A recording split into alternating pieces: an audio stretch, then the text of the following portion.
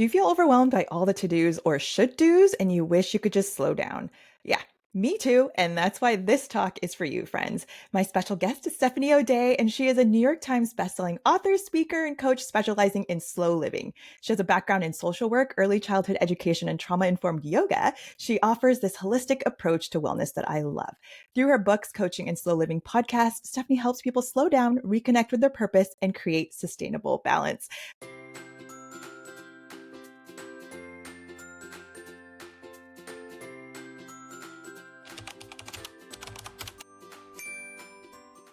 Welcome, Stephanie.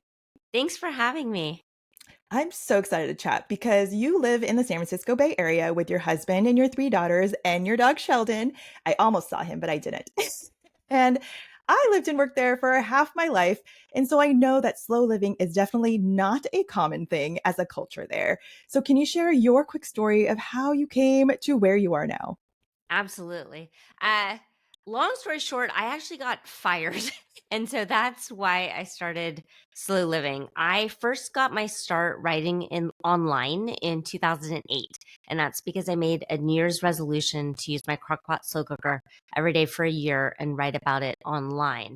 Um, at the time, it was because I wanted to stay home with my kids, but spoiler alert, the SF Bay Area is super expensive. So we did need to make some money. And I liked the idea of writing. I have a degree in English.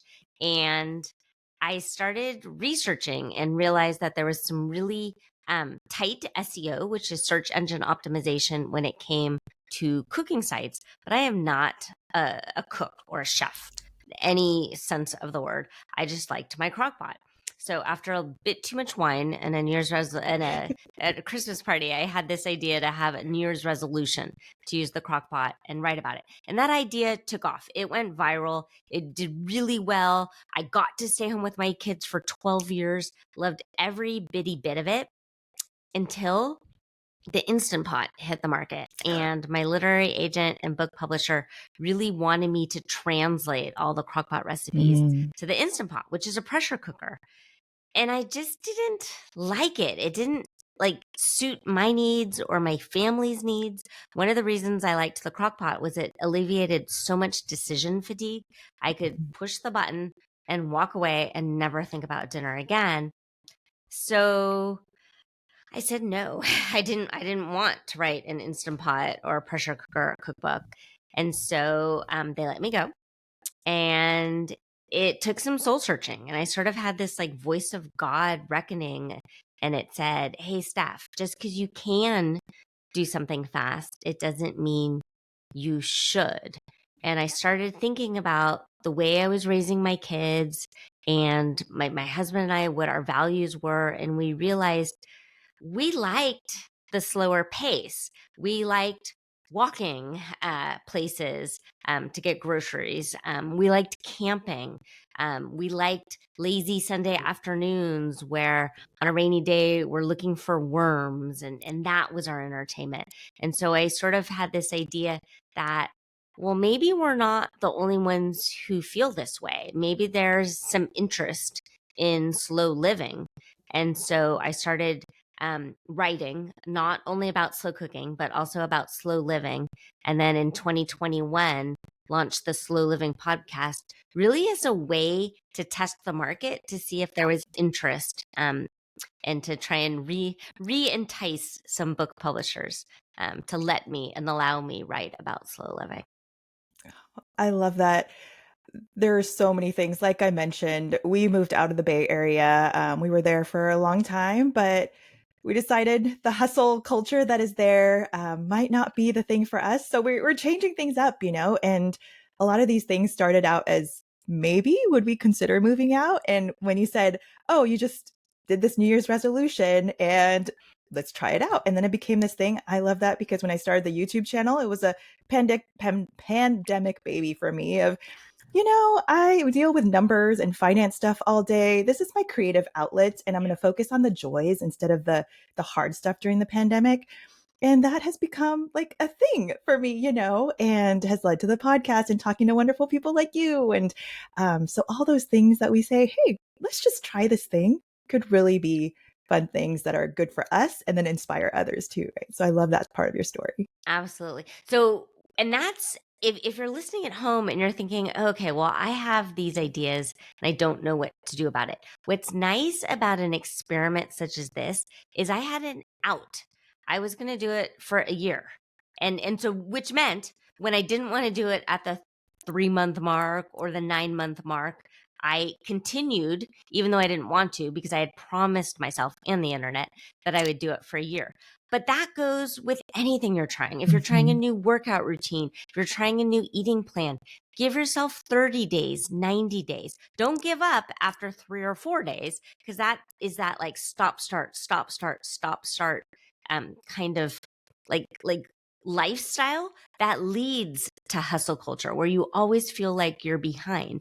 But if you think you have a great idea, follow through with intention and decide on purpose what your exit strategy is going to be. I love that. Let's talk about for our busy working moms, since we're talking about hustle culture and a lot of moms are tuning in, right? Yeah. So, for those moms who are juggling all the things, can we start by defining slow living in a few sentences and what it is not? Perhaps maybe that's more important too. Yeah. So I think some people think slow living means you're completely off grid or you're living in a van down by the river. And no, it's not that. I am a huge acronym junkie. I've got a teeny tiny bit of ADHD, and growing up, my grandpa told me that the word snafu had a bad word inside of it. So it's a military term and it's situation normal all effed up. But when I was about 7 or 8, he said that bad word out loud to me. And so ever since then, my brain kind of comes up with acronyms. And so the acronym for slow is to simply look only within. So when you tune out the noise and the nonsense of the shoulds and oh, the people down the street are doing this and oh, everyone is going to Europe next summer and we're not and we must be losers because we didn't budget for it. No, put your blinders on and go slow and look within and ask, what is it I'm really trying to achieve here? What kind of future adults am I raising? What's important? What are they going to look back on their childhood and remember? And that's really what slow living is. It's thoughtful, sustainable action that you've decided on purpose to take. I could comment on so many things that you just mentioned, but I'm gonna hold it because I think it'll come up in our conversation. But can we talk about perhaps one myth or the most common myth that you hear people say or believe about slow living that keeps these busy parents from even trying to go down that path? Yeah. I think they are terrified with good cause that they're going to mess up their kids. And if they don't give them all of the opportunities in life right this very second, somehow they're going to fail their kids and their kids will be disappointed or end up complaining to their future therapists about them. And really, I've got a background in child development and child psychology. I used to run childcare centers at a homeless shelter. What kids want are their parents, their full attention. They don't need lacrosse at age 4. They don't need to learn 7 languages and Suzuki violin. They want to be listened to. They want to be cherished and loved unconditionally. Even if their hardest in school isn't straight A's and over 4.0s, that's okay. They're still going to have an okay life. And I think that's what the misconception is that people, especially here, especially in the SF area, everyone feels like they're in a competition with their friends and their neighbors. And no, I just want to raise good humans. I would Mhm. like them to be self-sustainable. I'd like them to eventually move out of their house. I'm not going to kick them out at 18. I'm not going to start charging them rent. And I'm not going to think that there's something wrong with them if they haven't figured their life out by a certain age. And that's the same with all of you who are listening. If you're thinking, well, gosh, I'm in my 30s, 40s, 50s, and I still don't know what I'm supposed to be when I grow up, please know you're not alone and Yeah. there's nothing wrong with you and you're not behind. But start paying attention to kind of that inner voice and that intuition, because that will not steer you wrong. I've had so many conversations with colleagues and past colleagues of like, oh my gosh, how do we keep up with everybody else that, any sport, a kid does a sport and there are coaches and coaches and, and I'm just going, I just want my kid to have fun. I do one sport at a time because I, as a parent, don't want to be in all the things, like our schedule to be packed. And that is a value that our family has of we want our downtime. And sometimes I feel selfish as a parent, but at the same time, like this is what our family wants, So for you to say, like, don't compare. It's so easy in this culture right now with social media and all the things. But I think it's just a great reminder every single day. I think we need it multiple times a day because I think also many of us feel guilty when we rest or when we aren't productive in the societal terms, right? And how do we disentangle that rest aspect or giving ourselves space, that buffer, and not thinking we're lazy, but make peace with slowing down, doing less and having that space for family and for time to just be bored or to find new things to do? Yeah.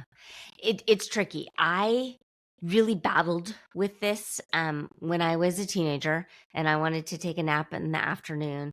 My parents did sort of insinuate that I was being a lazy bum. Maybe not in so many words, but that was definitely ingrained in me. And so I felt the best when had a really like packed to-do list Mhm. that was checked off. But the issue is if you don't decide on purpose to slow down, your body will inevitably do it for you. So when I was in college, I had this cycle of cramming for tests and doing all this stuff for midterms and then crashing and being sick for a few Mm. weeks. And then as an adult, it was the same thing. I would go until I would crash. And I realized I didn't like this feeling and I see it all around me. And Yeah. if we're lucky, life is long. And so when people start talking about like FOMO and YOLO and trying to cram it all in, I get it. I get that. But I would like for you to kind of rewrite your FOMO. And again, there's another acronym for you. And I want you to use FOMO as a figure only myself out.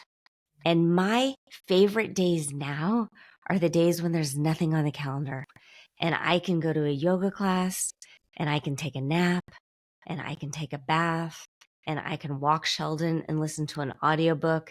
And maybe to the outside world, I haven't done anything and I'm not productive and I have nothing to show for myself, but I feel amazing in my body. And to me now, that's what I'm trying to capture. And that I want to rack up as many of those kind of days as I possibly can. Yeah. Almost inevitably every Monday, people at work will say, "Oh, what did you do this weekend?" And a lot of times I'm like, "I don't remember. We didn't really do that much." But it's kind of nice, not have it be packed with birthday parties and things that we need to do or sporting events and all of that. And we have fun when we do those things, but oh, when everything's back to back to back, yeah, Yeah. there's And work is a lot. And there's a reason why you're supposed to have these rest days. When you're in a huge like workout routine, athletes build in yeah. rest days. And yet for some reason, we think we don't deserve to Mhm. fully unplug and say no to all obligations that we don't want to do. One thing that I tell the women that I work with is if you're asked to do a social event or some sort of thing that's coming up on the calendar, if it's not an immediately, oh, yes, I want to do that, then let's just say no for now. Not forever. I'm not asking for you to be antisocial, but I want you to do the things that light you up and not do things because you think you're supposed to or because you feel some sort of obligation, especially with the holidays coming up. You get to decide on purpose what type of events you want to do. And just because maybe perhaps in the past you've always done them, you shift, your body shifts, seasons of life change, and you don't have to always continue to do things if you really deep down inside don't want to. Thank you for that reminder. We absolutely need that going into the holidays. And especially as moms, especially there's a lot of working moms that tune in, and you have your 9 to 5, which isn't always 9 to 5. And then you have your motherhood or your wifehood or your friendships, or, it, it's around the clock. So, friends, protect yourself, your time, and your rest. I have to ask about your perspective on goals, because I was reading some stuff that you have talked about before, and I laughed when I saw your statement that SMART goals are stupid. SMART acronym, right? SMART goals are stupid. And I think we've all heard of SMART goals, but can you share why with our friends and how we can reframe it instead? Yeah. So SMART, the acronym for SMART is specific, measured, action oriented, results driven, and time bound. And the issue with that is if you're trying to change yourself for the better, you're not a spreadsheet. And humans have ups and downs and all arounds. And so I like to use weight loss as an example, mostly because many of us have had some sort of weight loss goal in the past. Maybe you wanted to fit into a certain size for a specific date or an occasion, or like 10 pounds by my birthday or something like that. If you're inching towards your birthday and you've lost 8 pounds and not 10 pounds, that does not mean you failed. But if you're looking at it from a SMART goal standpoint, you did not achieve it. And that is considered in science a fail. You have failed. But that's not human. And I want you to be a full-fledged human, warts and all, and just know that real life has ups and downs and all arounds. And so instead, I would like for you to start tracking what you have done. So again, this is why I love the idea of the crockpot site as an example. Not all of my recipes were great, but that's not what I decided to do. I decided I would use the crockpot every day. End of story. End of story. Um, let's say again that maybe you had an idea, and I do this pretty often when it comes to like running or yoga. I'll say I'll do 30 days of yoga or 30 days of runs, and I start tracking how many days I've run or how many days I've done yoga. If it takes 45 days to do a 30-day goal, who cares? It really doesn't matter in the big scheme of things, because how are you supposed to know if on day 17 and 18 you get the flu or the norovirus and you have to take a few days off? That doesn't mean that the next day you're back to zero and you have to start all over again. This isn't like sobriety or Alcoholics Anonymous or something like that. There's no on wagon or off the wagon. You are a human. And if you're trying to do things, set yourself up for success and don't give yourself so many rules and parameters that you feel like a failure if you haven't met them all. And we talk all the time at Wholeness Mamas about progress over perfection, right? And this is exactly that. And so often we focus on the negative, like, oh, I didn't do that thing. But like you're saying, we forget about all the stuff that we did do, and we discount the little things, that happen along the way. So it's Yeah. And fantastic. and and when it comes to wholeness and wellness, like you talk about, and then slow living, the name of the game is sustainability. You Mhm. can't walk on this teeny tiny tightrope forever without inevitably stepping off it. So just plan for that, and hug yourself and love yourself unconditionally, because you are just a human doing human things. You're not a robot. You are not AI generated. Yeah. I want to come back to earlier, you said we're raising future adults. And that is something I say all the time, because I'm a huge proponent for life skills for kids, like at a young age, involving them in all the things, right? But a lot of the mom guilt, we mentioned this earlier too, can come from how much we do or perhaps don't do for our kids, especially when we compare to other people or what we think we should do. So, how can we, as parents, help ourselves and our kids develop this slow living practice in this super high paced world and society because they also see it with their friends? So my background is child development and child psychology. Um, in the early 2000s, I had a childcare center at a homeless shelter. And the idea was to help these tiny little baby beings have life skills. And so we would eat lunch together and pass the food around, and we would practice having really great table manners. We weren't in a rush because that was part of the curriculum. And then when we were done eating, all these tiny little kids stood up, walked their plate over, carefully scraped it into the garbage can, and loaded it into the dishwasher. It took a very long time. The reason we don't want to do this now with our own kids is often we're overscheduled. Yeah. We are eating dinner in 30 minutes because we've got to go to swim lessons, or we've got to go to soccer, or we've got to go do this or that, or stick to our really super rigid bedtime routine instead of allowing grace time, allowing for a little bit of nuance and accidents to happen. The milk spilled, and instead of like getting really upset, you're like, it's okay. The paper towels are over there. You wouldn't want a kindergarten teacher to yell at your 5-year-old. Yet Yeah. we as parents are kind of always on this brink of losing it. And it's often because we're just doing way too many things all at the same time and we feel behind. But if you decide on purpose to structure your day with margin, and then mistakes can happen, and then learning opportunities, teaching this 5-year-old to scrape their plate into the garbage can and stack it into the dishwasher will take a very long time in the beginning.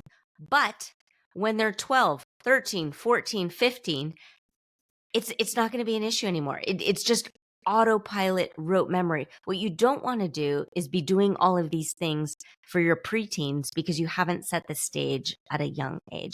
And it's the same with tying the shoe. I'm in an elementary school working right now, and there's so many like fifth graders who don't know how to tie their shoe because no one has spent the time to teach them when they were young and interested. And now they're 10 and they're thinking, whatever, I'm just going to have slip ons or Velcro for the rest of my life. Like, okay. So just decide on purpose what type of future adult you want to raise. Chances are you want someone who is self sustainable and who hopefully will eventually move out of your house and know how to stack a dishwasher and then empty it again. Yes. So, a few things there. I want my children to be people that can do that and notice, right? They don't have to be told, put your stuff in the dishwasher. Like, I want that to be a thing. And if you notice that someone else was not able to do something, just do it. Be compassionate, be caring, be thoughtful, and do it. Yeah. Uh, It's sort of like old fashioned manners. And sometimes that, uh, I don't know. I never want to like go back in time because I do think that as humans, mhm, our race is evolving in a really great, amazing way. But teaching empathy at a very young mhm. age pays off in spades. I want my teenagers when they're on the bus or the train to realize, oh, whoa, that's an elderly couple. I'm going to get up right now because I'm 16 and able bodied and with good manners say, oh, would you like to sit here? If they say no, okay, great. But at least I want them to have that thoughtfulness sort of bred in them. And that only comes from parents deciding to slow down Yeah. and actively parent instead of um, being sort of always a little bit distracted or doing more than one thing at a time. I'm guilty of this. I'm much, much better now. But I know when I had little kids in the house, I could hear them yell, Mom, Mom, Mom. Mom, for a very long time. And I would tune them out because I was trying to change code on the website. And I could hear my husband go, Steph, do you even hear them? I'm like, oh no, I couldn't. I tuned them out. And now, like my favorite word is mom. And I'm like, oh, Mm. I'm going to stop and I'm going to actually like turn away and give them my full attention. But it took a lot of effort on my part to realize I don't want my kids to go away to college and tell their friends, oh, my mom worked all the time. Um, I just didn't. Yeah. Oh, I hear you on that. I hear you so loud and clear. Um, I guess another thing that I just wanted to add for people, when you give them these skills, it can actually come back and help you, right? Because my kids now cook meals, like each of them, I think, do one meal a week, which is super helpful for us as dual working parents, right? Of meals are a hard thing, and we plan for them now of they do one a week, and it wouldn't be happening if we hadn't invested that early on and had them in the kitchen and valued that.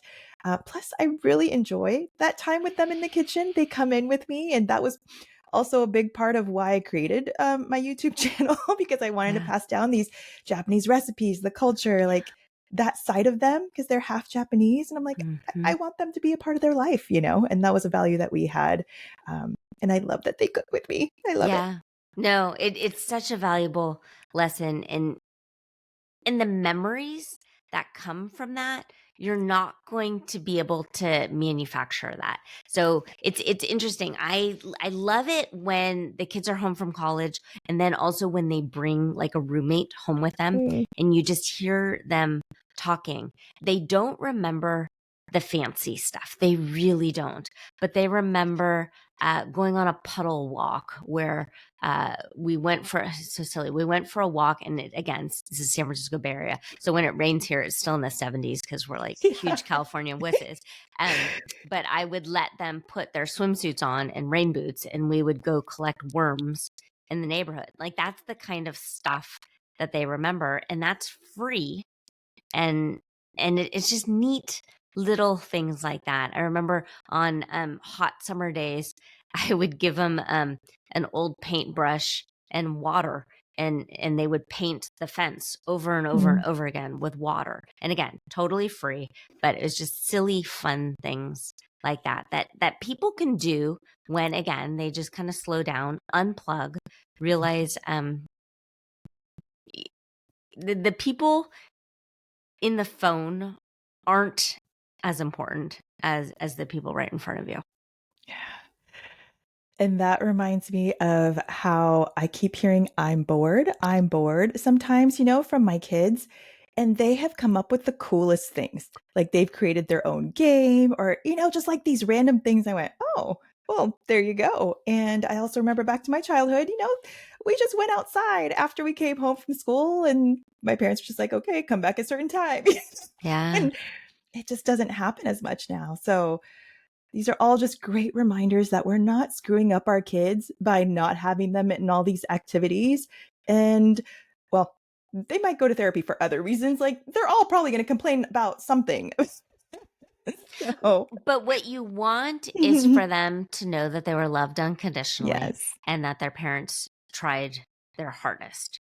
Um, Full stop. absolutely. So, we always love to end with a challenge or a small action for people to jump right into and have this quick win today because we talked about a lot of things that people are going to think about. So, what is your simple practice or challenge for our moms to start using today to bring that slow living mentality into their daily lives? You bet. So if the acronym for slow is simply look only within, what I ask my coaching clients to do when they wake up in the morning and they're easing into their day is how do I want to feel today? And then from there, just go quiet. Maybe you do have a day where you want to feel productive. Maybe you have a day where you want to feel relaxed or at calm or at peace. So from there, however it is you want to feel, then I want you to ask yourself the other question is, okay, how am I going to make that happen today? And then from there, write out your day's plan. And try really hard to sort of encapsulate the less is more mentality. Again, if we're lucky, life is long. I don't want you to cram more and more into an already overflowing day. You're right. All of us could easily get hit by a bus tomorrow, but that doesn't mean that that's how you should live your life. I want you to live your life thoughtfully and with intention. And I don't want you to crash and burn. Nobody likes that feeling. Yeah. And that's why we also talk about having a life vision and revisiting this, of like, what is really important to you? What do you want to be remembered for? And a lot of times it's not, well, not a lot of times, all the time, it is not those activities. It's not that promotion at work. It's not that, it's the people. So thank you again for that reminder. And if people want to connect with you further, can you share where people can find you? Yeah, absolutely. I do have a podcast, the Slow Living Podcast, and I am hopeful that you get to come onto that podcast. The newest book is called Slow Living: Cultivating a Life of Purpose in a Hustle Driven World.